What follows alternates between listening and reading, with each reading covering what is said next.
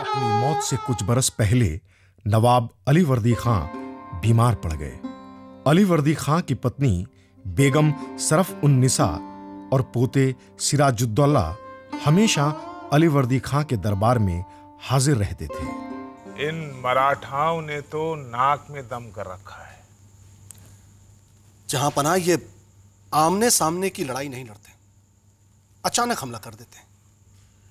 पहले से कुछ भी कहना मुहाल है। लेकिन रियाया का क्या होगा? वो तो बेजार है।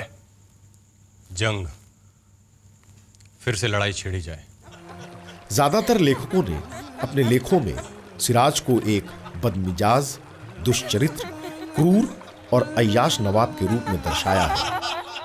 सिराजुद्दौला बिहार के नवाब बने, परंतु इससे पहले कि वो राजकाज संभालें, अलीवर्दी खां ने अपने विश्वस्त जानकी राम को बिहार के प्रतिनिधि के तौर पर नियुक्त किया।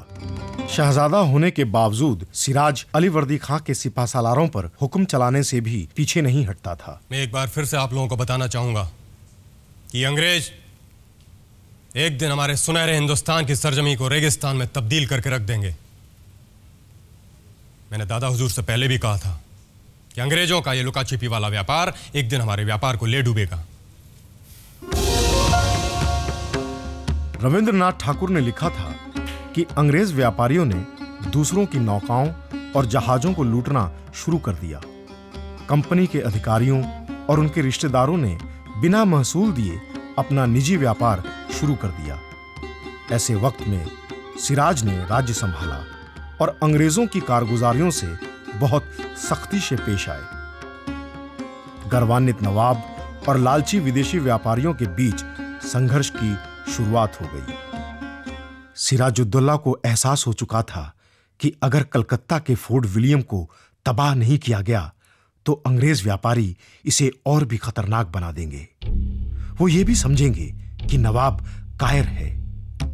18 जून को नवाब सिराजुद्दौला ने अपनी पूरी फौज के साथ फोर्ट विलियम के लिए कूच किया।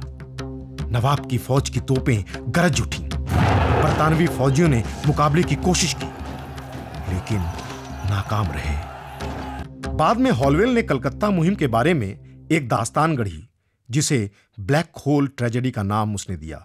उसने लिखा कि कलकत्ता में नवाब के फौजियों की जीत के बाद तकरीबन 146 अंग्रेजों को छोटे से कमरे में कैद रखा गया। इस वजह से कई फौजियों की मौत हो गई।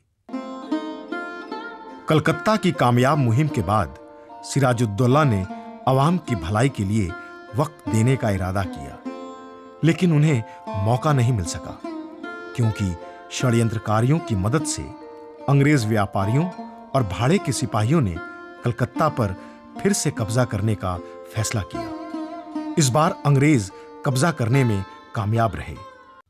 अंग्रेजों ने मीर जाफर, जगत सेठ, राय दुर्लभ, अमीर चंद उर्फ ओमी चंद से साठ गांठ कर सिराज का तख्ता पलट करने का फैसला कर लिया।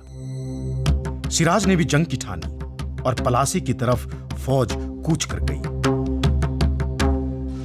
23 जून 1757 की सुबह 7 बजे उमसाई गर्मी के दौरान जंग का आगाज। Take your position.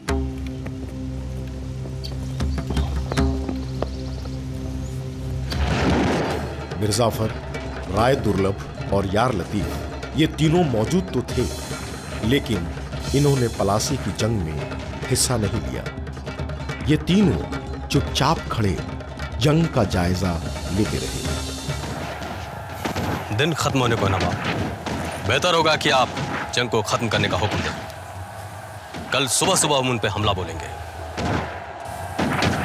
तो ठीक है, फिर ऐसा ही करो। शाम के 5 बज चुके थे। नवाब की फौज की शिकस्त हो गई और मैदाने जंग पर अंग्रेजों का कब्जा हो गया। नवाब सिराजुद्दौला मुर्शिदाबाद से निकल पड़ा, लेकिन भगवान गोला में दुश्मनों की गिरफ्त में आ गया और मीर जाफर के बेटे मीरन ने मोहम्मद बेग के हाथों उसे कत्ल करवा दिया। पलासी की जंग को उन घटनाओं का आरंभ समझा जाता है, जिससे भारत में अंग्रेजों के आधिपत्य और उनकी जीत का दौर शुरू हुआ।